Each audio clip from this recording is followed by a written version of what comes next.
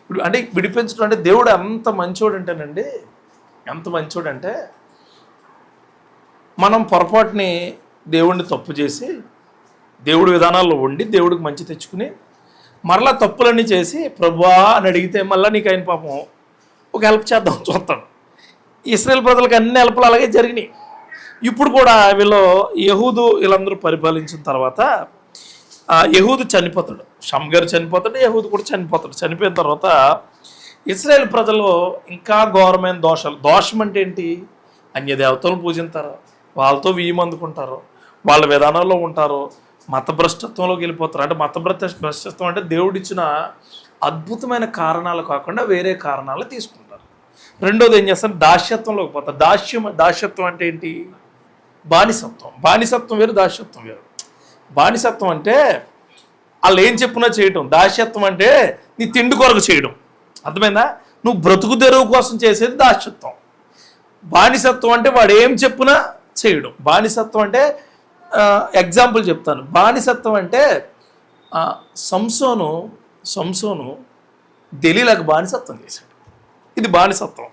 సంసోను ఫ్రీగా ఉండేవాడు కానీ బానిసత్వం చేశాడు కదా. ఇది పక్కన పెడితే ఈ ఇశ్రాయేల్ ప్రజలు ఎప్పుడు దాస్యత్వంలోకి పోతారు అంటే, దాస్యత్వం అంటే అప్పుడు వరకు వేరే వాడికి వేరే విధానాలకు ఉన్న వ్యక్తి ఒక్కసారిగా దేవుడి నుంచి దూరం అయిపోయి దేవుడు వ్యతిరేకమైన మనిషికి చేసేదే దాస్యత్వం. అర్థమైందా? అంటే అప్పటి వరకు ఒక షాప్లో పనిచేస్తాడు ఒక కుర్రాడు, చాలా నమ్మకంగా ఉంటాడు.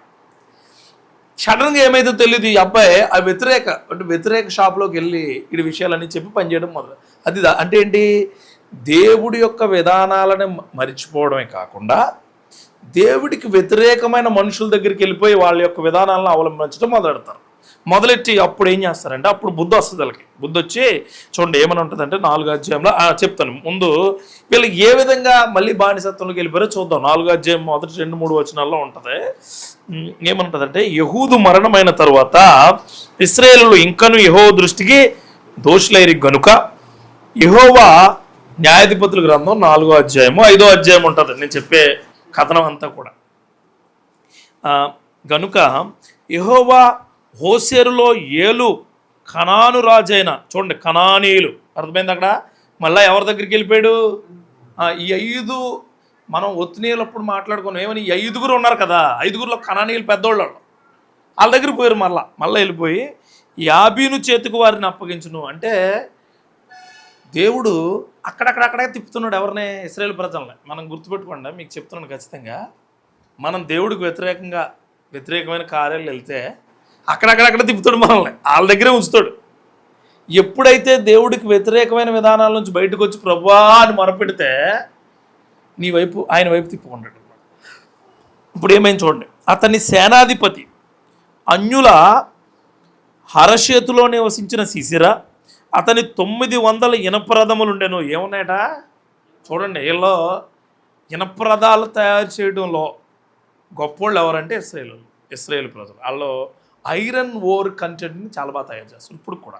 టిల్ నో ఆ ఇజ్రాయెల్ కంట్రీస్ అన్నీ కూడా, ఇజ్రాయెల్ కంట్రీ అన్ని కంట్రీల కంటే చాలా గొప్ప సంపన్న దేశం. ఎందుకంటే దేవుడు కృపోటు ఉంది. అక్కడ దొరికే ఖనిజ సముదాయాలన్నీ కూడా చాలా గొప్పవి. అక్కడ కూడా ఇనపరథాలు, రథం తయారు చేయడం గొప్ప అయితే, ఇనపరథాలు ఎందుకున్నాయి? వాళ్ళ బాణం ఎత్తే తగలదు. ఈ ఇనపరథాలు వాళ్ళ మీదకి ఎక్కించుకుని వెళ్ళిపోతే, ఒక్కసారి ఎక్కించుకెళ్తే చాలామంది చచ్చిపోతారు. అలాంటి వారి ఇనపరథాల తయారీకి, ఆ ఇనపరథాలు గంటడానికి ఎవరున్నారు? ఇశ్రాయేల్ ప్రజలు దాస్యత్వంలోకి పోయారు. అప్పుడు అనిపించి ఉంటుంది, చెమట చుక్క ప్రతి ఒక్కడికి అనిపిస్తుంది, దేవా నువ్వు ఉన్నావని. ఇశ్రాయేల్ ప్రజలకు కూడా చెమట చుక్కలు కారిపోయి రక్త బిందుల్లో బయటకు వచ్చేస్తున్నప్పుడు చూడండి. అప్పుడు అంటారు వాళ్ళు ఏమనంటే, అతడు 20 సంవత్సరములు ఇశ్రాయేలీయులను కఠినమైన బాధ పెట్టగా ఇశ్రాయేలీయులు యెహోవాకు అది కాలం మళ్ళా సైకిల్ ఆర్డర్ ఏమొచ్చింది, తిరిగి వచ్చేసింది. మరలా అదే తప్పు. ఒక విషయం మనం బైబిల్లో నేర్చుకున్న తర్వాత మరలా అది మనకు తప్పు అనిపిస్తే మరలా రిపీట్ చేయకూడదు. మరలా అదే తప్పు చేస్తే దేవుడు క్షమిస్తూ ఉంటాడంట. నేను క్షమించి ఉండే తత్వం చాలా గొప్పది, కానీ కోపించే తత్వం ఉంటుంది, అది చాలా ప్రమాదకరం. దేవుడు కోపించే స్థాయి ఎప్పుడు వస్తుందంటే మన మీదకే, మన అనుకున్న ప్రతి పరిస్థితి మన దగ్గర నుంచి ఏమవుతుంది, దూరం అయిపోతాం. దేవుడు చూడండి, మనం కూడా మనకు బాగా ఇష్టమైన ఫ్రెండ్స్ ఉంటారు, చాలా గొప్పగా ఉంటారు వాళ్ళందరూ కూడా. వారితో పాటు ఎప్పుడు ఉంటాం. వారికి చిన్న చిన్న ఇబ్బందులు వచ్చి చిన్న చిన్న మనస్పతులు వస్తే పర్లేదు, కానీ కోపం వస్తే ఎన్ని బయట పడిపోతాయి. దేవుడు అంటాడా, నాకు కోపం మీరు చూడలేరు, ఒకవేళ నాకు కోపం పుట్టించే పని కానీ మీరు చేస్తే ఈ భూమి మీద నిల్చోవడం మీకు సాధ్యమా అంటాడు. తెలుసు, అక్కడ కీర్తనగాడు అంటాడు, అసలు మీ కోపం చూడడానికి మేము అసలు అర్హులమైన ప్రభువా. అసలు ఆయన కోపం ఎలా ఉంటుందంటే మిడతల దండులా ఉంటుంది, ఆయన కోపం ఎలా ఉంటుందంటే కప్పల దండులా ఉంటుంది, ఆయన కోపం ఎలా ఉంటుందంటే ఎగిరి పర్వతం మీద పడిపోతున్నప్పుడు ఆ పర్వతం కింద నువ్వు ఉన్నావో లేవో అనే అస్థిపంజరాలు కూడా తెలియని సొదొమ గొమొర్రా పర్వతంలో అయిపోతుంది, ప్రాంతంలో అయిపోతుంది. ఆ కోపం మన మీద ఎప్పుడు తెచ్చుకోకూడదు. వీళ్ళకి తెలిసే అన్నీ, ఎవరికి, ఇశ్రాయేల్ ప్రజలకు తెలుసు ఈ కోపం వచ్చేస్తుంది మా మీదకి, ఈయన మీద మళ్ళీ మొరలు పెడతారు. మొరపెట్టినప్పుడు అప్పుడు లపీబోతు అంటే ఎఫ్రాయిం గోత్రంలో ఈ లపీబోతు అనే వ్యక్తి ఉన్నాడు, ఒక వ్యక్తి. ఈ వ్యక్తి యొక్క భార్య ఉంది. ఈ భార్య ఏం చేస్తుందంటే, ఈ లపీబోతు వీళ్ళందరూ దాస్యత్వంలోకి అక్కడికి వెళ్తుంటే ఇశ్రాయేల్ దగ్గరికి, ఈవిడ ఒక ఖర్జూర చెట్టు కింద కూర్చుని అందరికీ మంచి చెప్పుద్ది అనమాట. మంచి ఏం చెప్పుద్దంటే ఏం చెప్పుద్దంటే, అరే బాబు అల్లరి చేయకండి, గొడవ చేయకండి, మీరు ఇబ్బందికరంగా ఉండకండి, మీకు ఇబ్బందికరమైన క్రియలు వచ్చినప్పుడు మాత్రం మీరు చాలా జాగ్రత్తగా ఉండండి అని ఒకదానికొకటి చెప్పి అందరికీ తీర్పు తీరుస్తూ ఉంటుంది. ఆ కాలంలో తీర్పులు అనేవి సర్వసాధారణంగా ఉండేవి, కొత్త నిబంధనలో లేదు, కానీ పాత నిబంధనలో దేవుడికి అనుకూలమైన మనుషులు, ఆ 12 గోత్రాల నుంచి వచ్చిన మనుషులు తీర్పు తీర్చే అధికారం దేవుడు ఎవరికి ఇచ్చాడు, వారందరికీ ఇచ్చాడు. వారికి పుట్టుకతో వచ్చిన గోత్ర ప్రకారం వచ్చిన విద్యని ఆవిడ అందరికీ చెప్పేది వినేవారు కాదు. ఈ లపీబోతు భార్య అయిన దెబోరాను ప్రవక్తి ఇశ్రాయేలుకు న్యాయాధిపతిగా ఉండడు. అప్పటికే దేవుడు ఏం చేశాడు, నియమించి ఉంచాడు ఆవిడ్ని అని. చూడండి, ఎంత గొప్పోళ్ళైనా సరే సరి అయిన పనిముట్లు లేకపోతే, చూడండి ఎంత గొప్ప కవైనా చేతిలో పని లేకపోతే రాయలేడు. ఎంత గొప్ప డ్రైవర్ అయినా కారు లేకపోతే తోలలేడు. అలాగే దెబోరాకి సంబంధించిన వ్యక్తి దొరకలా. అర్థమైంది నేను చెప్పింది? అంటే దెబోరా డైరెక్ట్గా యుద్ధం చేయలేదు, ఆవిడ లేడీ, యుద్ధం చేయలేదు. అందుకే మన జీవితం మన యొక్క కుటుంబ పరిస్థితుల్లో మీకు ఖచ్చితంగా చెప్తున్నాను, మనకంటూ ఒక సంఘం, మనకంటూ ఒక మాట ఇచ్చేవాడు, మనకంటూ ఒక క్రియ నెరవేర్చేవాడు, మనకంటూ ఒక శక్తివంతమైన మనిషి దొరికినప్పుడు అప్పుడు మనం బహుశక్తివంతులుగా ఉంటాం. దేవుడికి స్తోత్రం కలుగునుగా. గుర్తుపెట్టుకోండి, ఇది ఖచ్చితంగా చెప్తున్నాడు. సేవకుడు అవ్వచ్చు, ఫ్రెండ్ అవ్వచ్చు, నీ శ్రేయబులస్ అవ్వచ్చు, నీ కింద ఉన్న వాళ్ళు అవ్వచ్చు, నీ పైన ఉన్న వాళ్ళు అవ్వచ్చు, దేవుడు దెబోరాకు బరాకు అనే మనిషిని ఇచ్చాడు. అలాగే మనకు కూడా దేవుడు మనుషులను ఇస్తాడు. వాళ్ళని మనం ఎప్పటికీ దూరం చేసుకోకూడదు. చూడండి, యేసుక్రీస్తు అనే వ్యక్తిని తండ్రి ఈ లోకానికి ఇచ్చాడు, ఆయన దొరికాడు. ఆయనకి ఈ యేసుక్రీస్తు అనే వ్యక్తికి 12 మంది శిష్యులు దొరికారు, కానీ ఒకడు వెళ్ళిపోయాడు. మరలా ఇంకొకరిని ఏర్పరచుకున్నాడు దేవుడికి స్తోత్రం. ఇక్కడ గుర్తుపెట్టుకోండి, దొరకడం పెద్ద కష్టమేం కాదు, తయారు చేయడమే పెద్ద కష్టం. ఇక్కడికి అదే చేస్తారు. ఇప్పుడు యాక్చువల్గా మీ అందరికీ ఒక అనుమానం రావచ్చు, ఈ దెబోరా అంటే ఏంటన్నా, దెబోరా లేడీకి ఎందుకు ఇచ్చారు తెలుసా? కొన్ని చోట్ల మనం అంటాం, మరి నేను కొట్టడానికి బలవంతుడు ఎందుకురా, ఎవరి చేత, అది నేను ఆ మాట అంటలేదు బాగోదని, నేను కొట్టడానికి పెద్ద ఏముంది, చిన్న వాళ్ళ చేత కొట్టించేస్తాను అంటారు. కానీ లేడీని ఏమంటాడంటే, ఆది కాండంలో దేవుడు నీ తలగా ఉండి ఆయన పాలిస్తాడో, నువ్వు శ్రమ అనుభవించి నడిచే విధానాలు నీకు నేను ఇస్తాను అంటాడు ఆయన. అందుకే శిరస్సు భర్త అయితే శరీరము భార్య అయి ఉన్నది అన్నాడు దేవుడు. సో ఆ క్రియలు ఖచ్చితంగా ఇచ్చాడు కదా. అందుకని ఇక్కడ కూడా మనకు చూపిస్తూ అంటున్నాడు, ఏమని అంటే చూడండి, ఆమె ఎఫ్రాయిమీల మన్యమందలి రామానుకును బేతేలకును మధ్యన ఉన్న దెబోరా సరళ వృక్షం క్రింద తీర్పుకై కూర్చుండట కద్దు. దెబోరా సరళ వృక్షం కింద తీర్పు పొందుటకై ఇశ్రాయేలులో ఆమె యొద్దకు వచ్చి చూడండి, వస్తూ ఉంటారట ఆయన ఆవిడ దగ్గరికి రెగ్యులర్గా విజిట్ చేస్తారు ఆవిడని.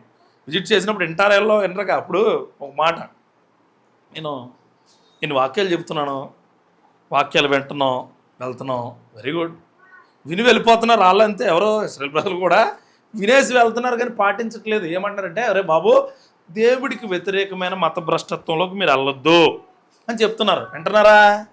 విండాలా? ఒరే, దేవుడికి వ్యతిరేకమైన క్రియల్లో మీరు ఉన్నారు, మీరు దాస్యత్వంలో ఉన్నారు, అది చేయకూడదురా బాబు అంటే ఆవిడని ఏం కామెంట్ చేసుకుంటారంటే, వీళ్ళు ఖర్జూర చెట్లు కింద కూర్చొని ఉన్నావు కదా, 2 ఖర్జూర పళ్ళు తినేసి నోరు మూసుకుండు, నువ్వు చెప్పడానికి మాకు అర్హురాలు కాదని. ఎప్పుడైతే వీళ్ళకి బాధ వచ్చిందో, ఎప్పుడైతే వీళ్ళకి కష్టం వచ్చిందో, ఎప్పుడైతే వీళ్ళకి కన్నీళ్ళు వచ్చినాయో, దేవుడి వైపు చూస్తే సిగ్గు వస్తుందని ఎవరి దగ్గరికి వచ్చారు? దెబోరా దగ్గరికి వచ్చారు. అర్థమైందా నేను చెప్పింది?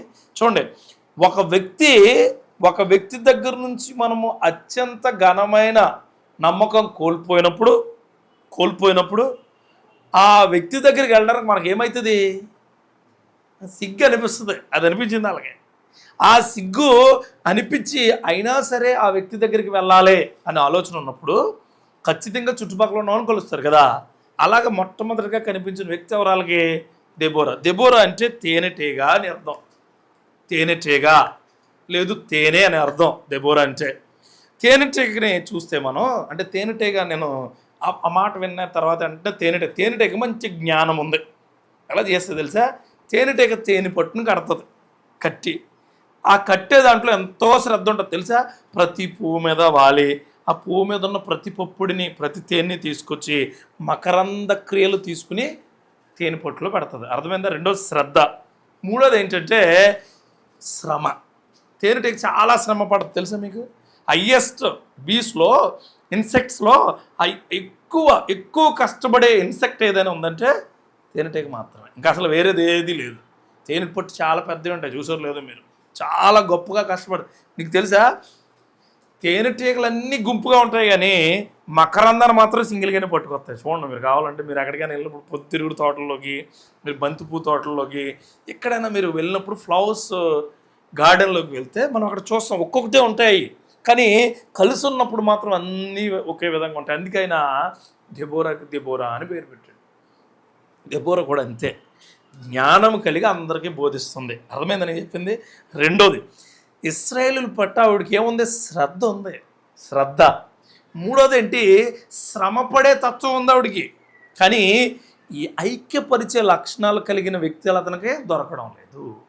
ఇక్కడ మొట్టమొదటిగా అంటే నేను ఈ యొక్క వాక్యానికి టైటిల్ ఏం పెడతానంటే, దేవుడి క్రియల్లో నువ్వు ఉంటే విడిపించడానికి ఎవరినైనా వాడుకుంటాడు దేవుడు. దేవుడికి స్తోత్రం కలుగును కాక. అంటే విడిపించడానికి ఎవరినైనా సిద్ధం చేస్తాడు దేవుడు. అంటే ఎలాంటి వ్యక్తినైనా సిద్ధం చేస్తాడు, గుర్తుపెట్టుకోండి. అంటే ఇక్కడ కొద్ది ముందుకు వెళ్తూ ఉంటే అప్పుడు అంటే ఆమె నఫ్తాలి కెదేషులో నుండి అబోనీయము కుమారుడైన బారాకును పిలువనంపించి, బారాకును పిలుతుంది. నఫ్తాలి గోత్రం అతను కూడా దేవుడు ఏర్పరిచిన వాడు వ్యక్తుల్లో ఒక వ్యక్తే. బారాకు పదే ఆవిడ దగ్గరికి వచ్చేవాడు, వచ్చి కూర్చునేవాడు, ఆవిడ చెప్పింది అంతా వినేవాడు, ఆ కార్యాలన్నీ వినేవాడు, వెళ్ళేవాడు. వెళ్తూ ఏమంటారంటే బారాకు ఇంట్రెస్ట్గా ఉండేది. బారాకును పిలిచి అంటది, బారాకు వెళ్ళరా అంటే అప్పుడు దెబోరా దగ్గరికి వస్తాడు. దెబోరా దగ్గరికి వచ్చి, దెబోరా ఏంటమ్మా అని అడిగితే, బారాకు నువ్వు నాతో ఉండు, నువ్వు నాతో మాత్రమే ఉండు అంటది. చూడండి అక్కడ అంటది, ఏమని అంటదంటే, నువ్వు వెళ్ళి నఫ్తాలిలోను జెబీమేల్లోను 10,000 మంది మనుషులను తాబోరు కొండ ఎద్దుకు రప్పించుము. తాబోరు అంటే దగ్గరగా యెరూషలేంకి ఉత్తరాన ఒక 40-50 కిలోమీటర్ల దూరంలో ఉంటుంది. అంటే ఇక్కడ నుంచి కాకినాడ దూరం, ఇక్కడ నుంచి రావులపాలెం దూరంలో ఉంటుంది. ఏంటిది? ఆ కొండ దగ్గరికి. అప్పుడు ఆ టైంలోనండి యుద్ధాలు ఊళ్ళో చేసేవారు కాదు, వాళ్ళని పిలిచి కొండలు, అదే మనకు పాత సినిమాల్లో కూడా చూపించారు, బైబిల్ నుంచి వచ్చింది అది, వేరే వాళ్ళు కూడా వచ్చింది కాదు. మీకు ఇంకోటి తెలుసా, వేరే గ్రంథాలు ఎక్కడి నుంచైనా యుద్ధాలన్నీ అక్కడికి వచ్చినాయి అంటే ఇది కూడా అంతే. మీ మనుషులను అక్కడికి తీసుకురా. దానికి ముందు రాజు ఉండేవాడు, మంత్రి ఉండేవాడు, మంత్రి సామాగ్రి ఉండేది, కింద న్యాయాధిపతి ఉండేవాడు. న్యాయాధిపతి పత్రం పట్టుకుని వెళ్ళేవాడు అనమాట. వెళ్ళి మీరు అందరూ అక్కడికి రండి, మేము కొట్టేసుకుందాం అని చెప్పేవారు. అదే చెప్తున్నాడు, 10,000 మందిని తీసుకురా. వాళ్ళకి ఎన్ని ఉన్నాయట? 900 ఇనపరదాలు ఉన్నాయట. ఎంతమందిని తీసుకురామంది ఇవిడ? నాకు తెలిసి 10% తీసుకురామంది మనుషుల్లో. దీంట్లో రాయలేదు, కానీ మనం ఊహించేది ఏంటంటే ఎంతమంది ఉండుంటారు ఇశ్రాయేలు ప్రజలు? 1,00,000 మంది ఉండుంటారా? 1,00,000 మందినా? 1,00,000నా? అంతే కదా. 1,00,000లో 10% అంటే 10,000. అంటే 1,00,000 మంది సైన్యాన్ని, 1,00,000 మంది ప్రజలను రక్షించడానికి 90,000 మందిని ఒక పక్క, 10,000 మందిని ఒక పక్క పెట్టింది ఇవిడ. అంటే అంత జ్ఞానమున్న వ్యక్తి ఇవిడ దెబోరా. తేనెటీగ మనస్సు కలిగిన వ్యక్తి. అంటే మనం నేర్చుకోవాల్సిన విషయం ఏంటంటే, మనకిచ్చిన పనిని మనం ఇచ్చినట్టు చేయకపోతే ఎవరైతే ఉంటారో వారిని విడిచిపెట్టి దేవుడు ఆయన నచ్చే మనిషిని పెట్టి పని చేయించుకుంటాడు. అంత గొప్ప దేవుడు మన దేవుడు. ఇప్పుడు రూతు పెద్ద పనిమంతురాలేటి. మరి బోయజు చూడలే తోటలోకి వస్తే. బోయజు చాలామందిని చూశాడు, కానీ రూతుని పర్టికులర్గా అడిగినట్టు ఎవరిని అడగలేదు ఆయన. అడగలా. ఎవరామే అంత శ్రద్ధగా? ఆవిడ పనలు కాదు కట్టి పెడుతుంటా, పనల్లోంచి పడిపోయిందని ఏం చేస్తుంది? ఏరుతూ ఉంది. అంటే మనం తీసుకోవలసిన విధానాలు ఎంత గొప్పగా ఉంటాయో ఈ దెబోరా ద్వారా మనం తెలుసుకోవచ్చు. ఇక్కడికి మీకు తెలిసింది ఏంటంటే, మరలా తప్పు చేస్తున్న వారికి ప్రవక్తిగా దేవుడు ఎలా ఎన్నుకున్నాడు అన్నది చెప్పాను కదా. ఇప్పుడు నుంచి అసలు సిస్టమ్ వెళ్తుంది ముందుకి. ఏ విధంగా అంటే, ఇతరులతో కలిసి పనిచేసే స్థైర్యము ఏ విధంగా ఉంటుందో చూద్దాం. 8వ వచనం చూడండి. ఏమంటాడంటే ఆయన అక్కడికి వెళ్ళిపోయి బారాకు చెప్పగా అంటది. బారాకు అంటాడు, ఇదిగో అమ్మా దెబోరా, నేను ఒక్కదాన్ని వెళ్ళను. మరి అర్థమైందా? నువ్వు చెప్పావు కదా నాకు, నువ్వు చెప్పిన మాట నాకు వేదం, నువ్వు చెప్పిందే అంటాను, నువ్వు వస్తేనే నేను వెళ్తానంట. అంటే ఎంత గొప్ప విషయం చూడండి. అంటే ఇక్కడ మనం how the discipline will be possessed అన్నదే చూడాలి మనం. ఎంత డిసిప్లైన్గా బారాకుకి ఈవిడ చెప్పిన మాటనే మళ్ళీ బారాకు అంటున్నాడు. ఏమని అంటున్నాడంటే దెబోరాతో, నువ్వు వస్తే ఏమంటే చదవండి ఒకసారి 8వ వచనం చదవండి. ఏమంటుంటే, బారాకు, నువ్వు నాతో వచ్చిన ఎడల నేను వెళ్ళదును, కానీ నువ్వు నాతో కూడా రాని ఎడల నేను వెళ్ళనని ఆమెతో చెప్పాను. ఇదిగో గుర్తుపెట్టుకో అమ్మా దెబోరా, నువ్వు వస్తేనే నేను వెళ్తాను, నువ్వు రాకపోతే. అంటే ఈయన ఉద్దేశం ఏంటంటే, బారాకు అప్పటి వరకు కూడా ఇశ్రాయేల్ తోటే ఉన్నాడు, ఇశ్రాయేల్ మాటలోనే ఉన్నాడు, ఇశ్రాయేల్ ఆలోచనలోనే ఉన్నాడు. అంటే బానిసత్వంలో ఉన్న ఇశ్రాయేల్ ఆలోచనలో. కానీ ఫస్ట్ టైము దెబోరా ఆలోచనలోకి వచ్చాడు. దేవుడికి స్తోత్రం కలుగును గాక. మన జీవితాల్లో కూడా బయట పక్క వ్యక్తులతో కలిసి పని చేస్తున్నప్పుడు నీ ఆలోచనలు పనిచేయో గుర్తుపెట్టుకో. నీకున్న రెస్పాన్సిబిలిటీని చెప్పాలి, కానీ నీ ఆలోచనలు ఏవి కూడా అక్కడ రుద్దకూడదు. మన పిల్లల మీద చూడండి, పిల్లల మీద ఆలోచనలు ఎలా రుద్దుతున్నారు ఇప్పుడు తల్లిదండ్రులు. ఆడేదో చదువు అనుకుంటాడు పాపం, నువ్వు కలెక్టర్ అయిపోవాలి అంతే. కలెక్టర్ అయిపోవాలా ఏంటి? కలెక్టర్ అయిపోవాలా? ఆడు 10th అయినప్పుడు కలెక్టర్ అయిపోవాలా, ఇంటర్ అయినప్పుడు కలెక్టర్ అయిపోవాలా, ఇంటర్మీడియట్ సెకండ్ ఇయర్ వృత్తులకి అన్ని సబ్జెక్టులు ఆగిపోతే కలెక్టర్ ఏమవుతుంది? డూర్ అవుతున్నాడు వాడు, పైకి దూకేస్తున్నాడు వాడు. పిల్లలకి మన విధానాలు రుద్దకూడదు. ఆడికి నడవలసిన త్రోవ నువ్వు నేర్పుతాడు, కలెక్టర్ అవుతాడు. నువ్వేమో నీ త్రోవల్లో నడిపించుకుని మొత్తం అంతా జర్నీ చేసిన తర్వాత చివరికి వెళ్ళిపోయి ఆ త్రోవలో వెళ్ళాలి నువ్వు అన్నావు గాడు వెళ్తాడేటి తెలియదు. బారాకు అంతే. అప్పటి వరకు ఇబ్బందికరమైన ఇశ్రాయేలుతో ఉన్నాడు బారాకు. అర్థమైందని చెప్పింది. ఇబ్బందికరం. ఎవరి ఆలోచనలు ఉంటాయి? వాళ్ళ ఆలోచనలు, దాస్యత్వం ఆలోచనలు, మతభ్రష్టత్వం ఆలోచనలు అయ్యే ఉంటాయి. ఫస్ట్ టైము దెబోరా ఆలోచనలోకి వచ్చాడు ఆయన. ఏ ఆలోచనలు? ఇదిగో అక్కడ రమ్మన్నాడు కదా, వాళ్ళు రమ్మను, వెళ్ళి తీసుకురా, నేను చెప్పానని చెప్పు. అదే ఉంటుంది 7వ వచనంలో ఉంటుంది, భలే ఉంటుంది మాట. ఏమంటుంది? అతని రథములను అతని సైన్యమును కీషోని ఏటి వద్దకు కూర్చి నీ చేతికి అతన్ని అప్పగించదని ఇశ్రాయేలు దేవుడని యెహోవా సెలవిచ్చి ఉండలేదా అని దెబోరా చెప్పగా, ఇదిగో ఇవన్నీ నీకు ఎత్తారా, తెచ్చుకో అంటాడు. ఆ మాటలన్నీ నిండో ఏమంటే తెలుసా? నువ్వు వస్తే నేను వస్తా, నువ్వు రాకపోతే నేను వెళ్ళా. ఎంత గొప్ప మాట చూడండి. హౌ ఈ డైరెక్ట్లీ ఇంప్లాయిడ్ డిప్లికేషన్ ఎంత గొప్పగా ఉందో చూడండి. దేవుళ్ళు మీకు అందరికీ చెప్తున్నాను, ఈ తరాల్లో సువార్త అన్నది లేదు, ఉండదు కొన్ని రోజులకి. ఈరోజు ఇప్పుడు అలా అయిపోయారు. అలా అయిపోయిన కాలాల్లో ఎవరు స్టామినా, ఎవరి స్టాండర్డ్ వాళ్ళది అయిపోయింది. కానీ మనం ఎవరి స్టాండర్డ్, ఎవరి స్టామినా చూడాలా? బైబుల్ స్టాండర్డు, దేవుడి స్టామినా చూడాలా. దేవుడికి స్తోత్రం కలుగును గాక. వేరే వాళ్ళ ఆలోచనలోకి వెళ్ళమాకండి. దేవుడు ఇచ్చిన ఆలోచనలే మన ఆలోచనలు. ఆమెన్. ఎప్పటికైనా తేనెటీగనే చూడండి. తేనెటీగను గుర్తుపెట్టుకోండి. ఖచ్చితంగా చెప్తున్నాను, తేనెటీగ క్రియలను నువ్వు గుర్తుపెట్టుకో. నువ్వు దేవుడి సేవ చేయాలంటే తేనెటీగ ఎంత జ్ఞానంగా పనిచేస్తుంది, ఎంత శ్రద్ధగా పనిచేస్తుంది, ఎంత శ్రమపడి పనిచేస్తుంది. ఆమెన్. మనం అంతే. తేనెటీగ చిన్న తేనెకి అదే వదిలిపెట్టదు. పిండితే ఎంత వస్తుందో తెలుసా? దరిదాపుగా ఒక తేనె చుట్ట, మామూలుగా ఒక తేనె చుట్ట నుంచి 2.5 లీటర్ల తేనె వస్తుంది తెలుసా? నేను క్లియర్ లోతుగా వెళ్ళి చూసాను నేను. కరెక్ట్ తేనె అయితే కరెక్ట్గా పట్టితే అది 2.5 లీటర్లు వస్తుందట. 2.5 లీటర్లు. అది ఎంత పట్టుకెళ్తుంది? 2 మిల్లీగ్రామ్స్ కూడా పట్టుకెళ్ళలేదు. అంటే ఎంత శ్రమ పడి ఉంటుంది అంటే ఎన్ని వేల ఈగలు కష్టపడి ఉంటాయి. అందుకే మన జీవితం కూడా కొద్దిమందే కదా, కొంతసేపే కదా. చూడమాకండి. రేపు will do world level miracles. Hallelujah. దేవుడు దాన్ని అదే అడుగుతున్నాడు బారాకు. ఏమని తెలుసా? అమ్మా, నువ్వు వస్తేనే నేను వెళ్తాను, నువ్వు వస్తే నేను వెళ్తాను, నువ్వు రాకపోతే నేను వెళ్ళను అన్నప్పుడు ఆవిడ ఒక మాట అంట, 9వ వచనంలో ఎక్సలెంట్ మాట. అప్పుడు ఆమె, నీతో నేను అగత్యముగా వచ్చేదను, అయితే నువ్వు చేయు ప్రయాణం వలన నీకు ఘనత కలగదు. యెహోవా ఒక స్త్రీ చేతికి సిసేరాను అప్పగించునని చెప్పి తను లేచి బారాకుతో కూడా కేదేశునకు వెళ్ళాడు. కేదేశు అంటే ఎంత చెప్పాను, ఎక్కడ ఉంటుంది అన్న? యెరూషలేముకు దగ్గరగా ఉంటుంది, ఉత్తరాన చాలా దగ్గరగా ఉంటుంది. అంటే ఈ కేదేశు అనే ప్రాంతానికి ఎందుకు వెళ్తున్నారంటే అక్కడ కొండ ఉంది. ఆ కొండ దగ్గర యుద్ధం, ఆ కొండ దగ్గర. సో ఈమె ఏమంటుంది తెలుసా? యాక్చువల్గా ఈవిడ జ్ఞాని, దెబోరా అన్న ఆవిడ జ్ఞాని. ఆవిడ చిన్న సిస్టమ్ ప్లే చేసింది ఎవరి దగ్గర? బారాకు దగ్గర. ఏంటి ఇది ఏమంటాడో, వెళ్తాడా వెళ్ళడా అన్నప్పుడు, నువ్వు వస్తే నేను వెళ్తానన్న మాట నచ్చింది ఎవరికి? దెబోరాకి. అప్పుడు ఏమని తెలుసా? అగత్యముగా అంటే నువ్వు వేరే ఆలోచన లేకుండా నీతో ఖచ్చితంగా వస్తాను.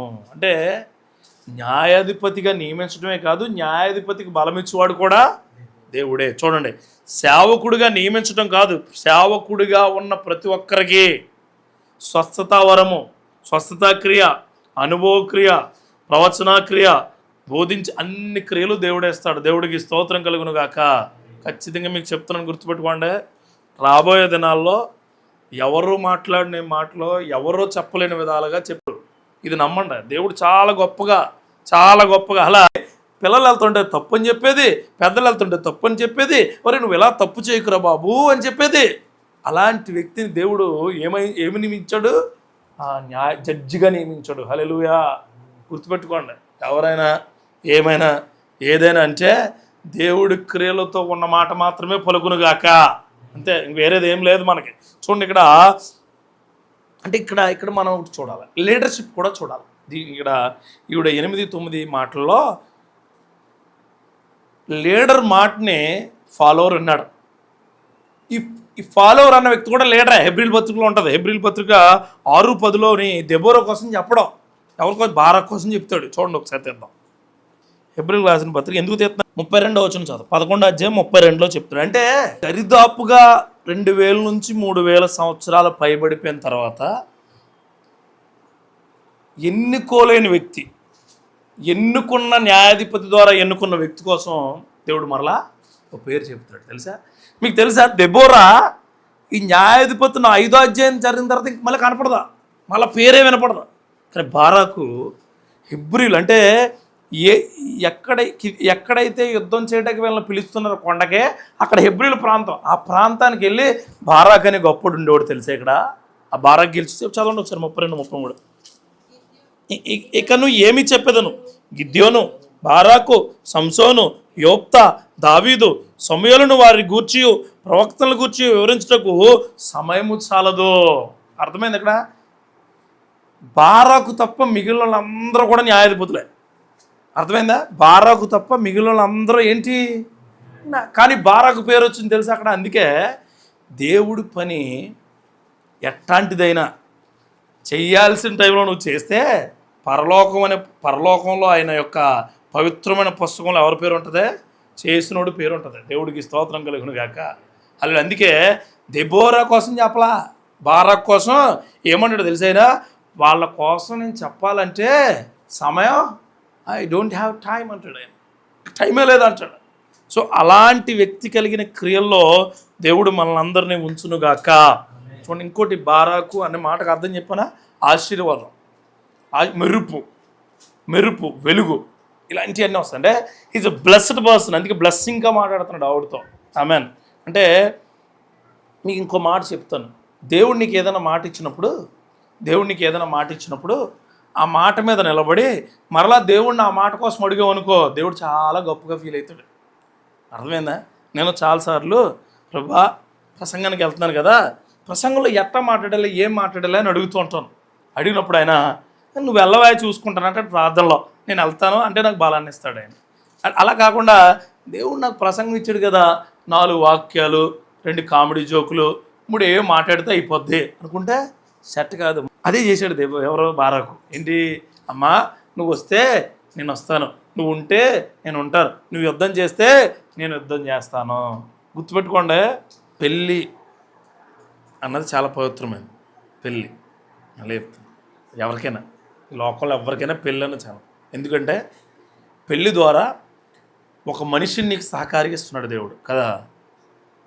ఇప్పుడు క్రైస్తవ పెళ్ళైనా ఏ పెళ్ళైనా దేవుడు నీకు సహకారిగా ఒక మనిషిని ఇచ్చిన తర్వాత ఆ మనిషి క్రియలకి అనుగుణంగానే నువ్వు ఉండాలి. నీ క్రియలకు అనుగుణంగా ఆ మనిషి ఖచ్చితంగా ఉండాలి. పెళ్లి చేసుకున్న తర్వాత వదిలేస్తానంటే కుదరదు, అవునా? దాన్ని లోబడడం అంటారు. అంటే ఏంటి, నీ క్రియలకు ఆమె క్రియలకు నువ్వు లోబడడం అంటారు కదా. అలాగే బండి మీద నువ్వు వెళ్తున్నప్పుడు బండి నీకు లోబడాలా, నువ్వు బండికి లోబడ్డావు అనుకో అదే కదా.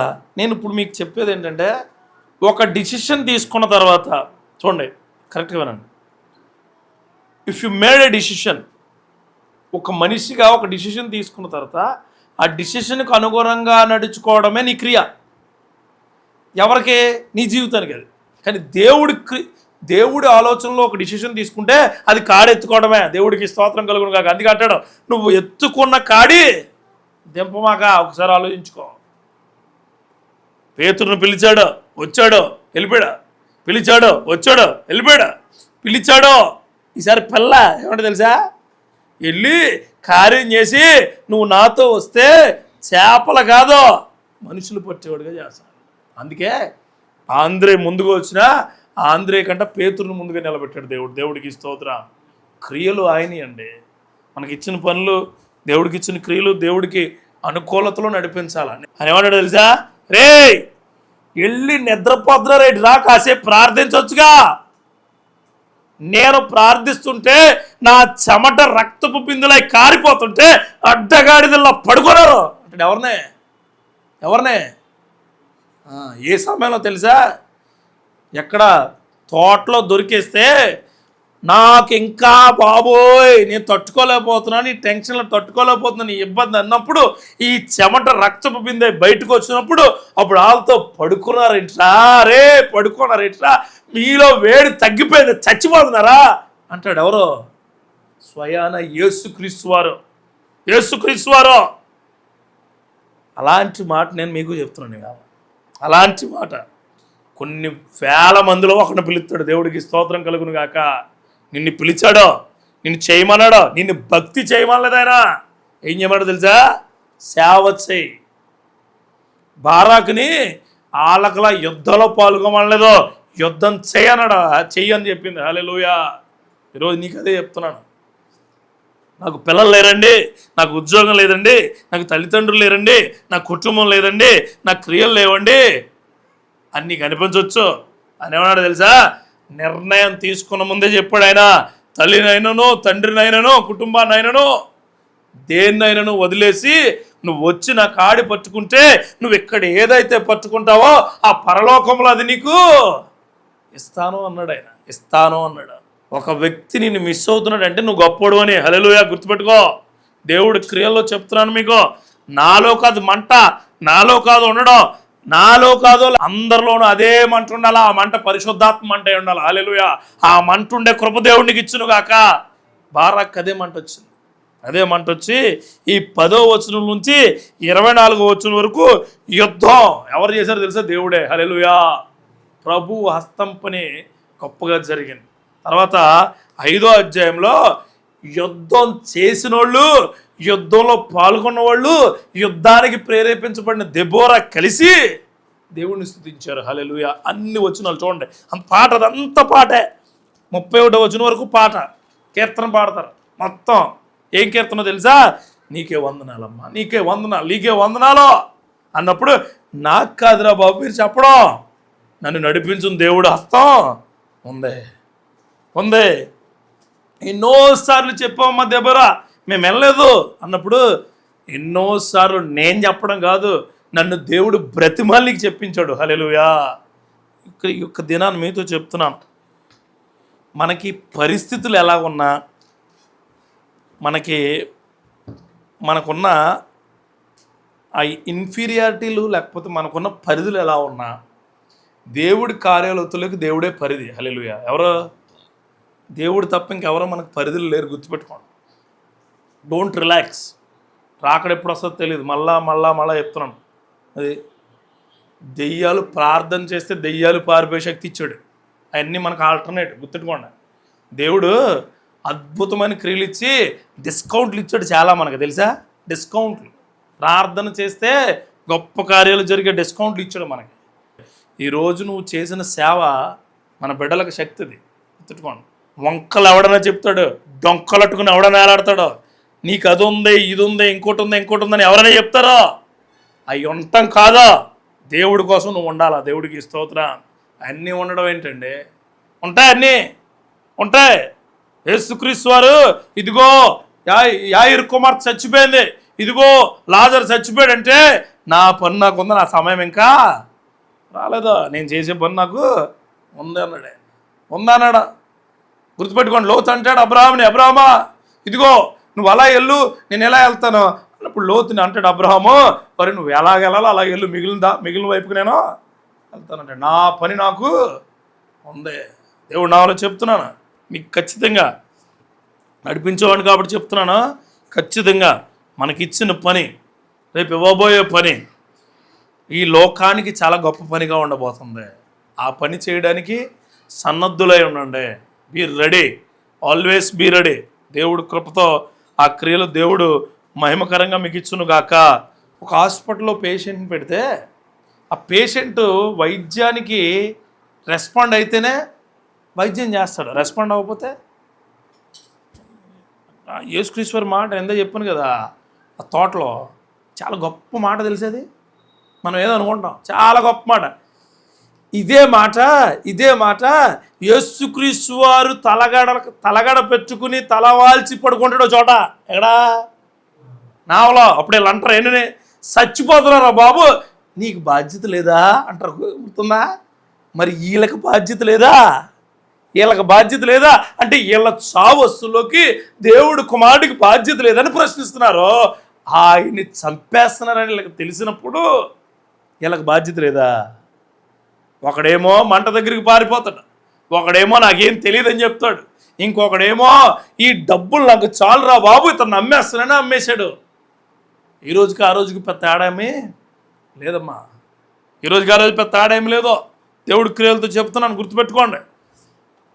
బైబిల్ నువ్వెంత నేర్చుకున్నావు అన్నది కాదు, బైబిల్ నువ్వెంత ఉపయోగపడింది అన్నది కాదు, బైబిల్ క్రియల్లో నువ్వు ఉన్నావా లేదన్నదో చాలా గొప్పది. హల్లెలూయా. ఆ క్రియల్లో దేవుడు నిన్ను గొప్ప కృపతో నడిపించును గాక. ఆమెన్.